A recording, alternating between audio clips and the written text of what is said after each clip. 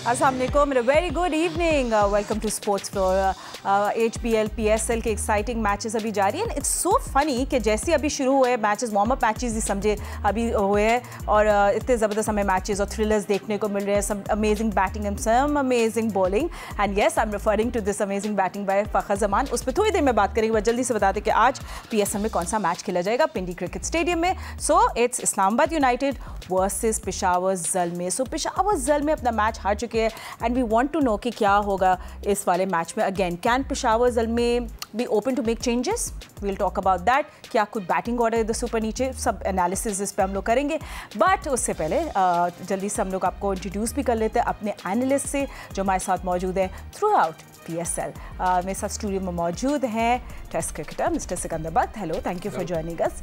And of course we have a new addition as well. अब उनको मतलब एक दिन पुराने हो गए हमारे शो में, मगर फिर भी स्टिल न्यू। उनको भी हम जल्दी से इंट्रोड्यूस कर दें। टेस्ट क्रिकेटर फवाद आलम हमारे साथ है, test cricketer Ahmed Shehzad and Pakistan cricket team के former captain mister Rashid Latif. Gentleman, thank you for joining us. मगर कल क्या हुआ, जल्दी से आपको रैप अप कर ले, उस पर भी मैच पे बात कर लेते हैं जो खेला गया लाहौर कलंदर्स और क्वेटा ग्लैडिएटर्स के दरमियान।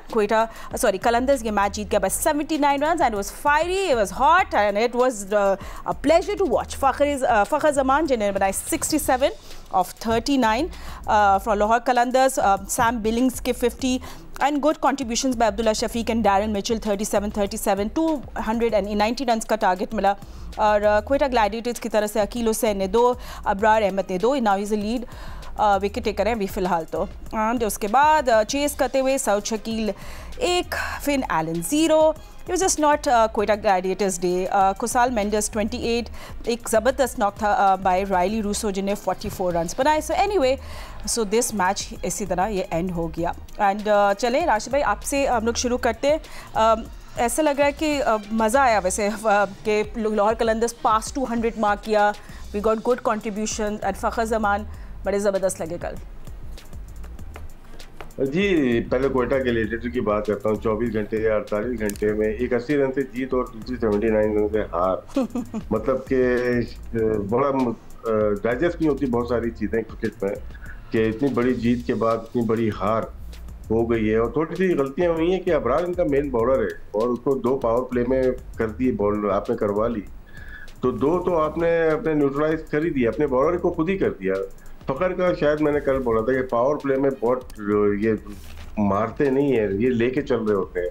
पावर प्ले के बाद जब बाहर आते हैं तो उनको लेफ्ट आर्म स्पिनर ढूंढ रहे होते हैं और कल गलती से खिला दिया उन्होंने, फ़खर ज़मान के सामने डाल भी दिया उन्होंने, तो वो गेम को चेंज ही कर दिया। फ़खर ने बहुत अच्छी बैटिंग की, बिलिंग ने तो की, लेकिन कल बॉलिंग जो थी शायद एक बॉलर मोहम्मद वसीम जूनियर खेलते थे यहाँ पे 3 स्पिनर नहीं बनते थे। पिंडी का रिकॉर्ड इनको पता होना चाहिए। तो वो खुद अपनी गलतियां की और अगर अबरार मेन बॉलर है ना 7, 9, 11, 13 या 15वां ओवर करवाएं वो ज़्यादा बेटर रहेगा। उस्मान तारिक सस्पेक्ट हो गए, आज कॉल कर ली गई है उनको और अब देखना यह है कि जब 2 साल पहले सस्पेक्ट एक्शन उनका हुआ था तो क्यों नहीं PCB ने उनको सही से हाई परफॉर्मेंस सेंटर में या लम्ब में उसका पूरा डाटा बनाया और उसके बाद उनको अलाउ किया ही नहीं, क्योंकि बांग्लादेश क्रिकेट लीग ने उनको ड्राफ्ट में रखा था लेकिन उनको क्लियर ही नहीं किया गया था। जब एक बॉलर को आपने क्लियर ही नहीं किया तो ड्राफ्ट में पाकिस्तान में कैसे आ गया वो और दोबारा वो खेले? बॉलर अच्छा है लेकिन उसको तो सर्टिफिकेट दे ही नहीं रहे कि वो इलीगल एक्शन है, तो किस तरह से वो खेल सकते हैं? तो बहुत सारे सवालात हैं जो कि PCB के ऊपर उठते हैं, एम्पायरिंग के ऊपर उठते हैं, मैच रेफरी के ऊपर उठते हैं। जब आप क्रिकेट शुरू करते हो अंडर 15 से अंडर 19 तक, उसके बाद क्रिकेट होती है, उसमें कोई भी एक जमाना था ऑफ स्पिनर पे कॉल आई थी तो 42 बॉलर को सस्पेक्ट किया गया था। अभी हमें नजर नहीं आता कोई भी डोमेस्टिक में कॉल किया जाए और उसको वहीं पे रोका जाए। ये बहुत अहम चीज है पाकिस्तान की। अब कोयटा कहाँ से अपना एक लड़का लेके आएगी? 15-14 दिन तो खेल लेगा, उसके बाद अगर इनको नहीं इजाजत मिली तो बहुत बड़ा धचका लगेगा कोयटा को। लाहौर कलंदर बहुत अच्छा खेली, फ़खर ज़मान, बिलिंग्स और एक अच्छी टीम की तरह, यूनिट की तरह खेली, लेकिन मैचेस में इतना बड़ा फर्क नहीं आना चाहिए कि 80 रन से जीत और नेक्स्ट डे 79 रन। नहीं, you're absolutely right and I think सिक्कू, अगर हम लोग लाहौर कलंदर्स की बात करें तो बॉलिंग बॉलिंग बड़े बॉलर्स रिलेंटलेस थे और मज़ा आया देख के शाहीन शाह अफरीदी को बॉल करते हुए and then of course Afridi as well Abbas Afridi की मैं बात देखो कल आज का जो ये भी राशिद ने जो भी एक्सप्लेन किया जो बेसिक वजह है कि वो शाहीन ने 2 आउट कर दिए ऊपर से। हमेशा 2020 के जो मैचेस होते हैं उसका जो शुरू के 5 ओवर और आखिरी के 5 ओवर दे डिसाइड मैच। शुरू में टोन डिसाइड होती है और फिनिशिंग टच जो होता है आखिरी के 5 ओवर होते हैं। तो उसके अंदर आप जैसे कि हमने कल वो जो 236 का चेस हुआ था तो आखिरी के जो 5 ओवर थे उसमें 80 रन बने। तो यहाँ पर जो है शुरू के 2 ओवर में 3 ओवर में 2-3 लड़के आउट हो गए। शाहीन ने बीच बीच में गेंदें की, उसने आउट किया। और वो जैसे मैं नवाज़ का मैं पहले भी जिक्र किया कि वो तो स्ट्रीट क्रिकेटर लगते हैं।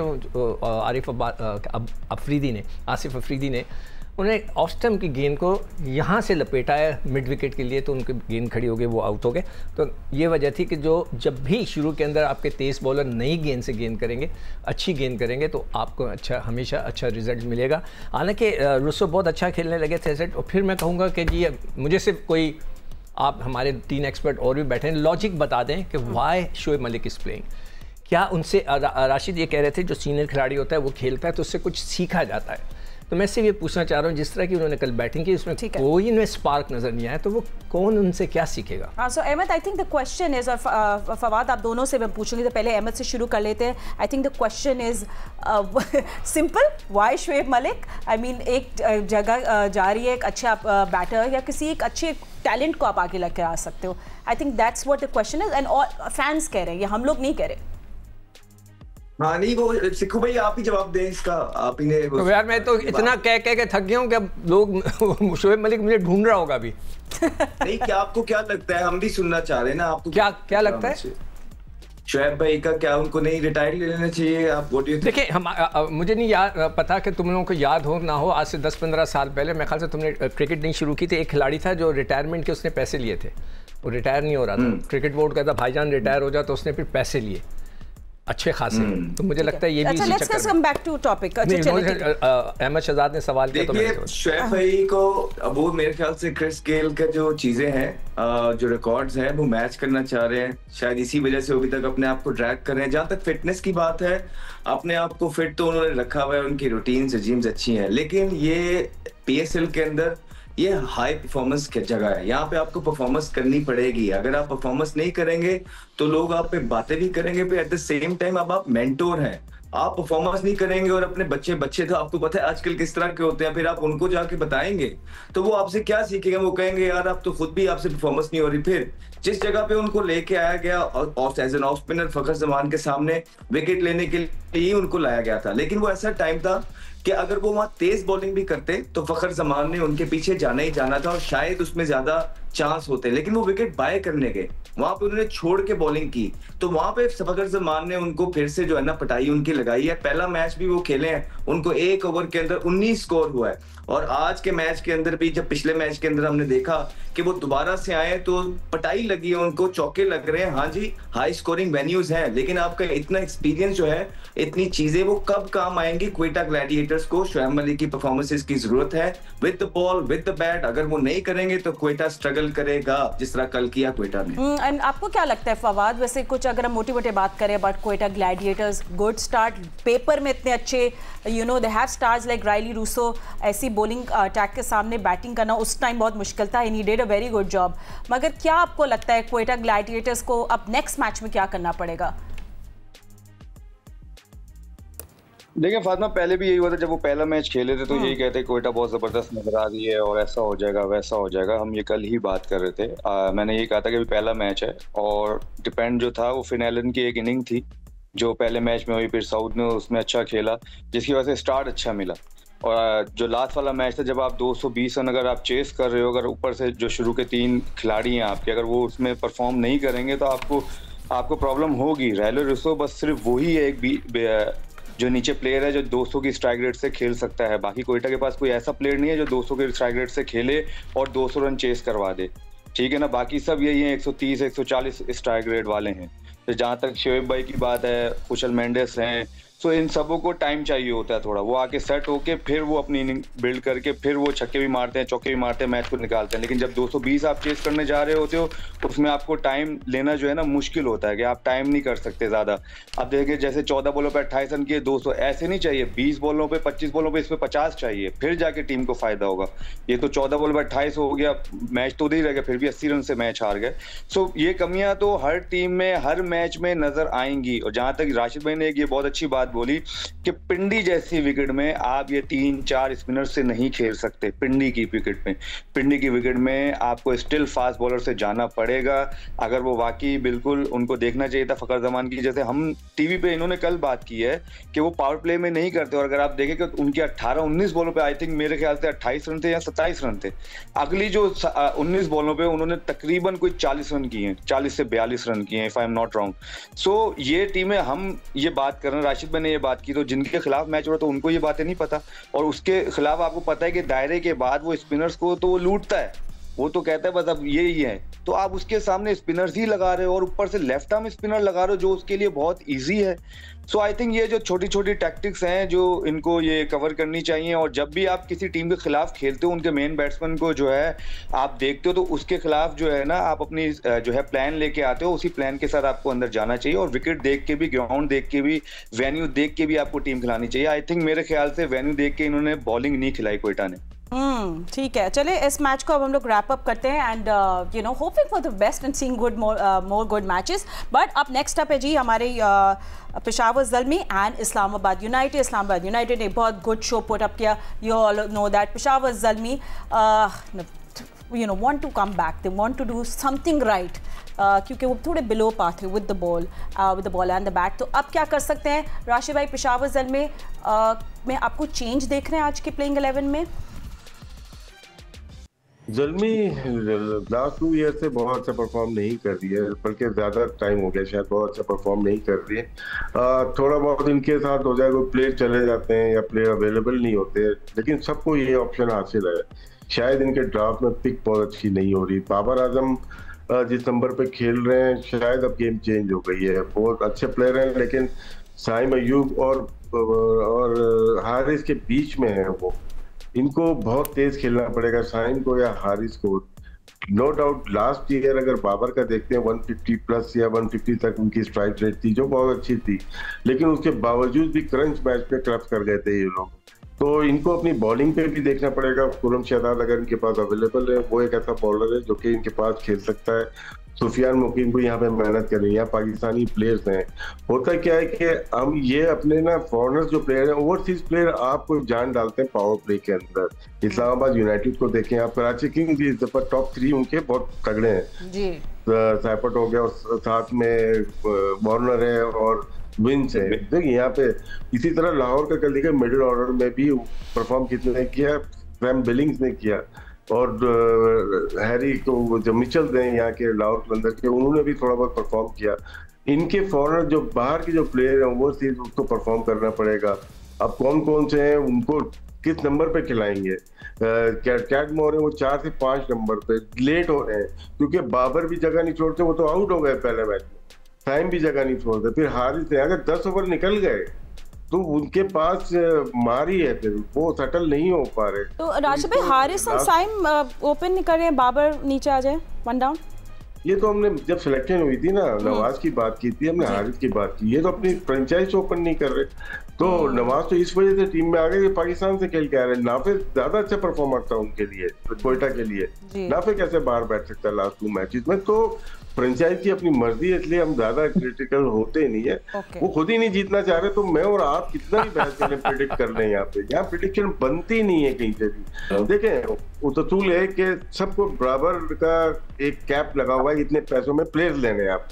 ये मैनचेस्टर यूनाइटेड या रियल मैड्रिड नहीं है इनके पास पैसा ज्यादा तो उनकी टीम अच्छी है, बार्सिलोना की। यहाँ इक्वली डिस्ट्रीब्यूशन मनी की है, पैसे की है। हाँ पीसीपी को ये पैसे ज्यादा देते हैं अपनी अपेयरेंस के, कराची किंग हो गए, मुल्तान सुल्तान हो गए, लाहौर हो गई, लेकिन आपको प्लेयर्स जो लेने सेम अमाउंट में मिल रहे हैं। तो आप खुद नहीं अपनी टीम अच्छा बनाना चाहते हो, मैं और फवाद हो जाए, सिकंदर भाई हो जाए, अहमद शहजाद, हम कुछ भी नहीं कर सकते। हम सिर्फ ज्ञान दे सकते हैं लोगों को। हमें ये बयान अच्छा लगता है, ठीक है। अच्छा सिकंदर, थोड़ा सा ये भी अपडेट दे दे सब फैंस को। उस्मान तारिक जो है कोयडा ग्लैडिएटर्स के मिस्ट्री स्पिनर थे, वो एक बार फिर उनको रिपोर्ट कर दिया गया है। आपको याद है लास्ट टाइम भी एक दफ़ा उनको रिपोर्ट कर दिया गया था, देन उनको क्लियरेंस मिल गई थी। अच्छा, रिपोर्ट इसलिए किया कि वो रुक जाते हैं। I don't you would know if you saw him bowling yesterday. What did you? हाँ sir, I know what she's saying। मैं तो मजाक कर रहा हूँ। बाबर के लिए वो कह रहे थे, आपने कहा ना नीचे आ जाएं। पिछले 4 साल से मैं कह रहा हूँ, पिछले 4 साल से अगर आपको नहीं आ जाए, मैं नीचे आने का मैं कह रही थी फातिमा कह रही थी कि यार वो नीचे आ जाए, वन डाउन हो जाए। ये तो मैं पिछले 4 साल से कह रहा हूँ। मुझ पे तो उन्होंने सू करने का वो भी कर दिया था कि जी ये हमें खामखी तंग करते हैं। मगर एक चीज़ ये ज़रूर कहूँगा कि जो पिछला मैच हुआ था इनका इस्लामाबाद और पेशावर का पिछले साल, वो पेशावर जीता था और उसमें जो सबसे अच्छी चीज़ थी पता है क्या थी? बाबर के 100। बाबर ने 111 रन किए थे। तो अब ये एक उम्मीद है, देखें सारे जो क्रिकेट फैंस हैं बाबर के, वो चाहते हैं कि वो रन में, मैं खुद चाहता हूँ हमारे क्लासी बैट्समैन है कि रिदम में आए, स्कोर करें। अगर स्कोर नहीं करेंगे तो हम तो क्रिटिसाइज़ करेंगे, हम आपको पूछेंगे आप क्यों नहीं कर रहे। तो उन्होंने जो पिछला मैच खेला था उसके अंदर उन्होंने 111 रन किए थे, साइम भी खेला था और उन्होंने 200 रन किए थे और जवाब में 193 हुए थे। और 193 के बावजूद भी वो 8 रन से हार गई थी इस्लामाबाद। तो अभी उम्मीद है कि कल भी वो अच्छा खेलें और अब देखते हैं कि वो जो बात है आपकी कि बेंच पे भी देखते हैं ना उनके पास कौन है, मेहरान है, वो भी आ सकते हैं, जॉर्ज लिंडे हैं। सो लेट्स सी कि क्या कुछ लाइनअप पे थोड़े चेंजेस होते हैं। ब्रायंट है, ओवर मैच हुआ है। हाँ एग्जैक्टली। तो sorry, I have to take a quick break. Don't go anywhere. हम लोग यूनाइटेड बैटर्स और ज़ल्मी बैटर्स दोनों पे नजर डालेंगे, फेज वाइज उनकी बैटिंग कैसी रही है since 2023. But after a short break, don't go anywhere. Welcome back after the break. हम लोग PSL में डिस्कस कर रहे हैं आज का मैच जो खेला जाएगा इस्लामाबाद यूनाइटेड और पेशावर ज़ल्मी के दरमियान पिंडी क्रिकेट स्टेडियम में। जस्ट रिमेंबर इस्लामाबाद यूनाइटेड का आ रही है इस मैच में बड़े कॉन्फिडेंस के साथ। पेशावर ज़ल्मी को अपनी कुछ चीज़ें सही करनी होंगी ज़रूर under Babar Azam's captaincy and of course उनकी जो रिसेंट फॉर्म है बड़ी ज़बरदस्त रही है। एग्रेसिव टॉप और हिटर्स हैं, कॉलिन मनरो है, फिर एक बड़ी ज़बरदस्त बैलेंस बॉलिंग लाइनअप थी। Shadab was so good in the first match. So आज वो क्या कर सकते हैं? सो they would want the team to bat first and then chase and let's see आज के मैच में क्या होता है। बट राशिद भाई, अगर हम यूनाइटेड के बैटर्स पे थोड़े से नज़र डालें और थोड़े से नंबर्स देख लें, उनके स्ट्राइक रेट बाय फेज ये T20s में है since 2023। So over to you Rashid भाई। हम लोग पहले आजम खान की बात कर लेते हैं। नहीं, आजम की बात में करेंगे, पहले टॉप ऑर्डर की कर लेते हैं। इसमें देखिए मैथ्यू शॉट नहीं खेले थे लास्ट गेम, वो वेरी ऑफ स्पिन भी कर लेते हैं और बैटिंग बहुत ही अच्छी बैटिंग करते हुए आए बिग बैश में। और अगर आप देखें हारिस अली हैं, हैदर अली हैं इनके पास, कॉलिन मनरो रिटायर, ये लीग में कमाल है। वैसे रिटायर प्लेयर इतना परफॉर्म कर रहे हैं कि ओरिजिनल प्लेयर नहीं कर पा रहे। तो थोड़ा सा डाउट होता है कि कॉलिन मनरो छोड़ चुके हैं, लेकिन सिर्फ PSL पे आते हैं और थोड़ा T10 वगैरह खेल के थोड़ा हमें अपना स्टैंडर्ड और बढ़ाना पड़ेगा। ये मेरी जाती राय है। इसमें किसी PSL के ऑर्गेनाइजर को माइंड करने की जरूरत नहीं। हम भी चाहते हैं इसका ग्राफ बढ़े, ऊपर की तरफ जाए और फाइनेंशियली वाइबल हो और प्लेयर्स को फायदा हो। और Islamabad United last year champion है, उनके पास जो ऑलराउंडर है अच्छे हैं, सलमान अली आगा, इमाद, ये कोर है इनके। बैटिंग बॉलिंग दोनों वक्त पर ये कर सकते हैं। आजम अब देखते हैं किस तरह से आते हैं। आजम बहुत अपने आप को डाउन समझ रहे थे, जो देखा गया जब इनका एग्जिट हुआ पाकिस्तान टीम से अमेरिका, और वहीं रुक गए थे, काफी अर्से रुके। उसके बाद प्रैक्टिस स्टार्ट की है। ये डोमेस्टिक नहीं खेल रहे, तो डायरेक्ट ये PSL में आए खेलने के लिए। देखते हैं कि कैसा जाता है। हिटर तो हैं, ये बहुत अच्छे पावर हिटर हैं, लेकिन अब देखते हैं कि अब कितना फर्क पड़ गया है। क्योंकि आप एक ग्राफ से नेशनल टीम से जब नीचे आते हैं ना, और डिफरेंट रीजंस होते हैं उसके नीचे आने के, उसके बाद ये कैसा परफॉर्म करते हैं, ये आने वाले 2, 3, 4 जो मैचेस हैं वो डिसाइड करेंगे आजम का फ्यूचर का। नेशनल टीम का देख लें या इस्लामाबाद यूनाइटेड का कैरियर, इनको बहुत मेहनत करनी पड़ेगी। जब आप एक दफा चले जाते हैं ऐसे प्रेशर में तो बड़ा मुश्किल हो जाता है वहां से करना। लेकिन ये मोइन खान जिस तरह से अटैकिंग थे और जितने वो स्किलफुल प्लेयर थे, मेंटली टफ थे, तो आदम को भी वैसे ही शो करना पड़ेगा। एंड फवाद, आई थिंक बिल्कुल सही कह रहे हैं राशिद भाई कॉलिन मनरो के बारे में। इनकी जो एग्रेसिव अप्रोच है, ही प्रोवाइड्स अ स्ट्रॉन्ग स्टार्ट, बिल्कुल आपके मैच का मूड ही वही सेट करते हैं। इट्स अनबिलीवेबल एंड जस्ट आप उसके उनके नंबर्स भी देखें, इनसेन। हम वापस प्लीज ग्राफिक्स भी दिखाएं। जी फवाद।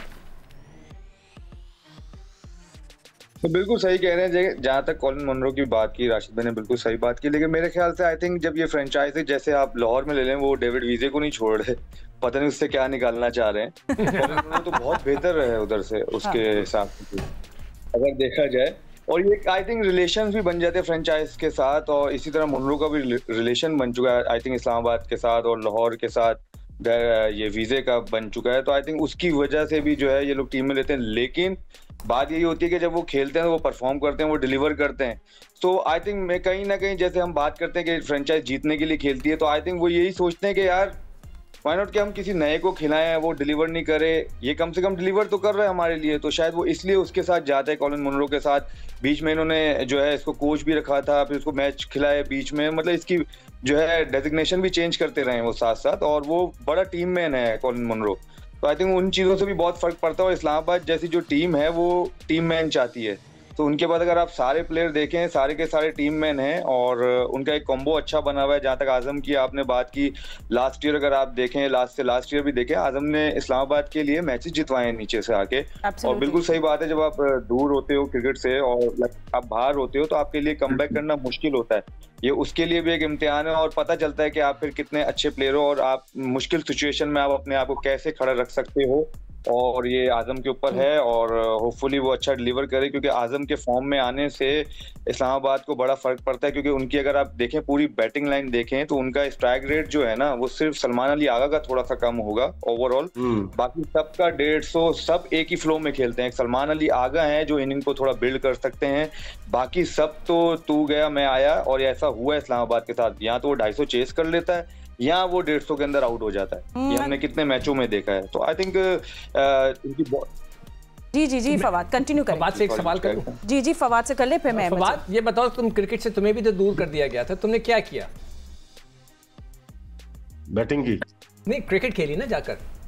देखिए सिकंदर भाई, ये आपका सिकंदर भाई, ये आपके टोटली अपने ऊपर है, क्योंकि देखें जैसे हम सब बैठे हैं। मेरा सिर्फ सवाल ये है बेटा, सुन तो लो फवाद, मेरा सवाल ये है कि जब आप क्रिकेट से दूर होते हैं तो यू शुड प्ले क्रिकेट। आपने खेली, आप हर सीजन में रन्स कर रहे थे, फिर आपको कॉल किया ना। अच्छा ठीक है, चले ये हम लोग ज़रूर फवाद पे हम लोग और बात करेंगे, but I think Ahmed again, अगर you know I want more from Salman Ali Agha. We saw highlights again, 41 बनाए थे लास्ट मैच में, a little more from Shadab as well with the bat, but I don't know if I take him seriously now with the bat anymore. I don't expect that from him. But Sahibzada Farhan को भी please बात जरूर करिएगा as an opener. All these three players. देखिए साहिबजादा फरहान तक बाकी तो बड़ी जबरदस्त बातें की है हमारे तमाम पैनलिस्ट ने, इनको बड़ी डेप्थ पता है इस्लामाबाद यूनाइटेड की भी और PSL की भी। और दूसरा ये, जहाँ तक साहिबजादा फरहान की बात है, देखिए मुझे तो बड़े जबरदस्त प्लेयर लगते हैं। मी बीइंग एन ओपनर, जब उनको देखा, जब नए वो शुरू में आए थे, तो शायद उनके अंदर उस तरह की कॉन्फिडेंस की कमी थी और इतने ज्यादा शॉट्स नहीं थे। लेकिन जैसे ही उनको स्टार लग गया, उसके बाद वो डोमेस्टिक के अंदर आके इस दफा जिस तरह की इनिंग्स उन्होंने खेली और जो शॉट मारे हैं ना, ऑन दी अप छिक्के मारे हैं, वो आसानी से नहीं लगते हैं। बैठ के जितनी मर्जी कोई बातें करते रहे, लेकिन साहिबजादा फरहान ने अपने बल्ले से प्रूव किया है। उनकी रूटीन्स बहुत अच्छी हैं, he is very very fit. चुप करके अपनी क्रिकेट पे फोकस किया। उन्होंने 3 सेंचुरियां लगाई हैं, जो कि कोई नहीं कर सका। कितने प्लेयर पाकिस्तान में आए और चले गए, लेकिन कभी एक टूर्नामेंट के अंदर किसी ने 3 सेंचुरियां T20 के अंदर नहीं की। तो I think red hot form के अंदर है, जिसका इस्लामाबाद को भरपूर फायदा होगा और होना भी चाहिए। बस उनके साथ परसिस्टेंट और कंसिस्टेंट रहना, उनको अपनी गेम खेलने देनी। जहां तक शादाब की बात रही है, सूट करती है, कप्तान होते हैं, इतना प्रेशर होता नहीं है लीग क्रिकेट के अंदर। बैटिंग में बहुत जबरदस्त परफॉर्मेंसेज उनकी रही हैं, और बॉलिंग में भी परफॉर्मेंसेज उन्होंने की हैं इस्लामाबाद यूनाइटेड की तरफ से। जिस तरह पिछले मैच के अंदर भी उन्होंने 3 आउट किए, और उनका फायदा हुआ है इस्लामाबाद यूनाइटेड को। जब जब शादाब स्पिन बॉलिंग में परफॉर्मेंस करेंगे, तब इस्लामाबाद यूनाइटेड जो है अच्छा परफॉर्मेंस करेगा। इनका बैटिंग में इतना नहीं, लेकिन बॉलिंग में परफॉर्मेंस करना इस्लामाबाद यूनाइटेड के लिए बहुत जरूरी है।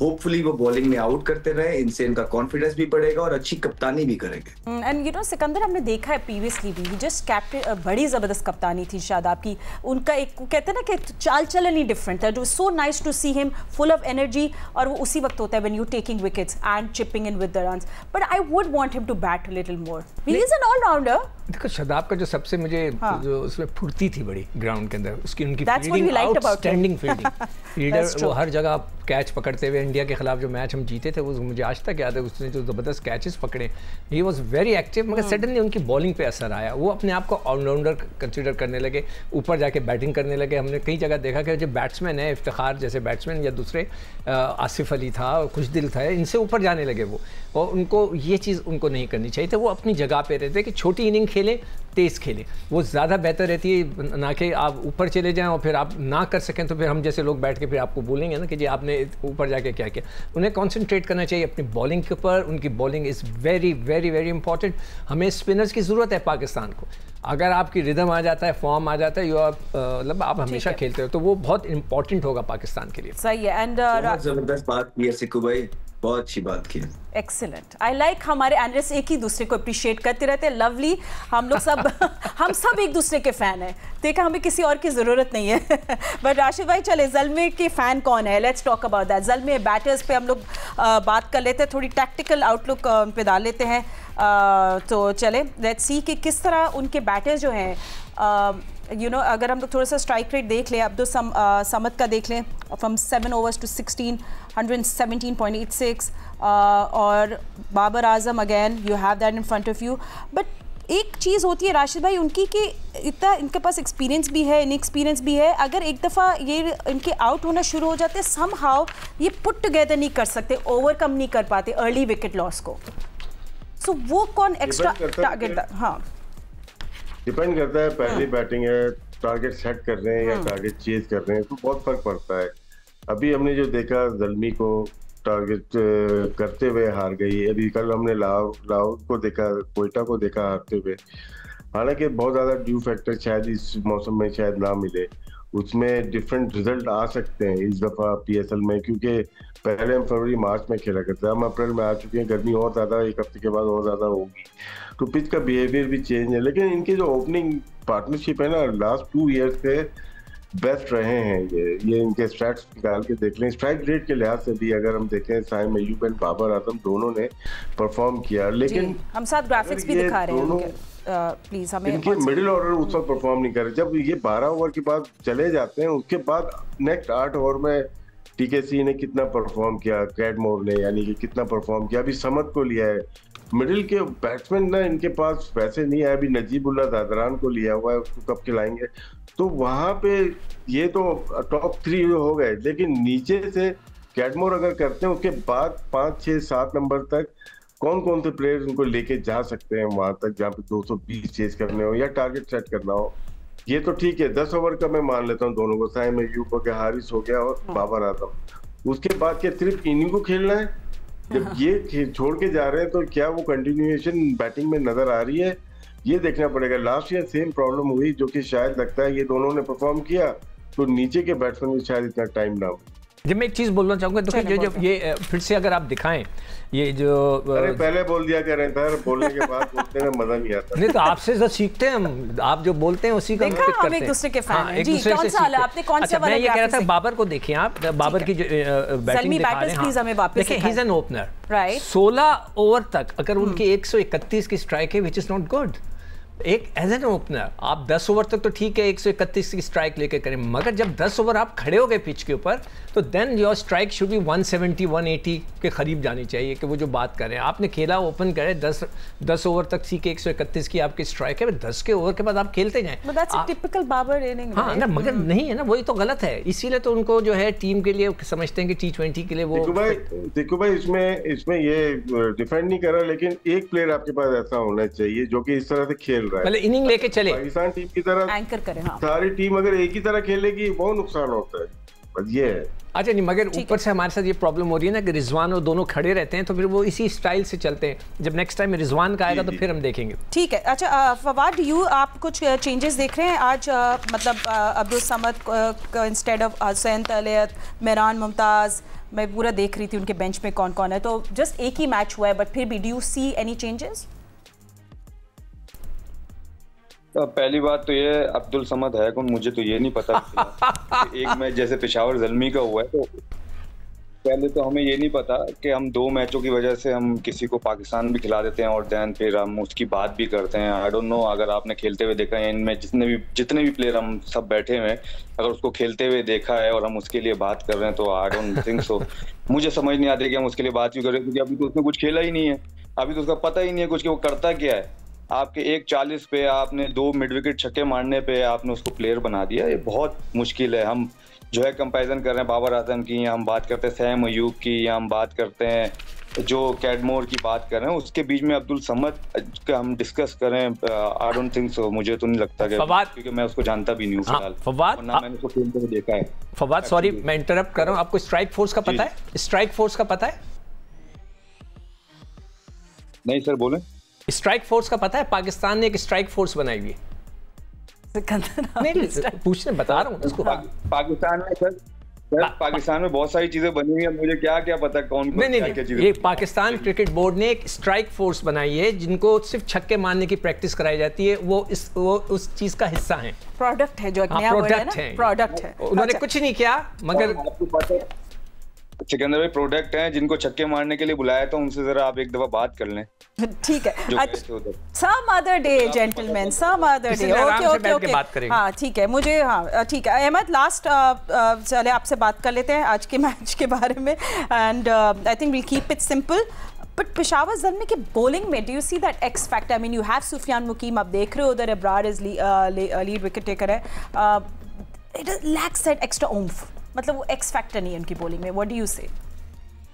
ये एक्स फैक्टर मतलब ओवरऑल आप देखें कि 10वां पीएसएल है, इतनी बड़ी फ्रेंचाइज है, पेशावर को रिप्रेजेंट कर रहे हैं, अभी तक एक ट्रॉफी जीत सके हैं।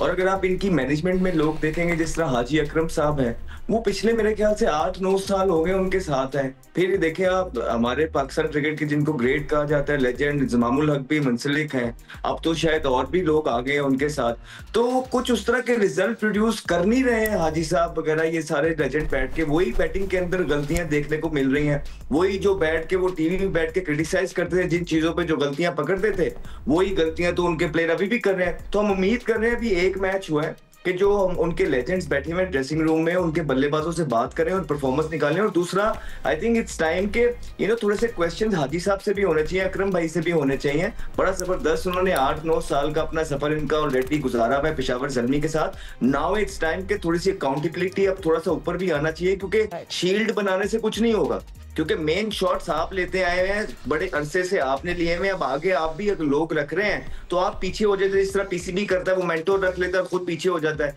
तो आई थिंक ये 3-4 लोग हैं, अब थोड़ा सा उनकी तरफ भी जाना है कि वो किस तरह कॉम्बिनेशन बना रहे हैं। ठीक है, ओके ठीक है। I think we lost you there for a moment Ahmed, but thank you so much gentleman, आप सब ने हमें ज्वाइन किया, and we hoping to for a good match, may be things turn around for Peshawar Zalmi, and we'll see you tomorrow. Thank you so much, Allah हाफिज़।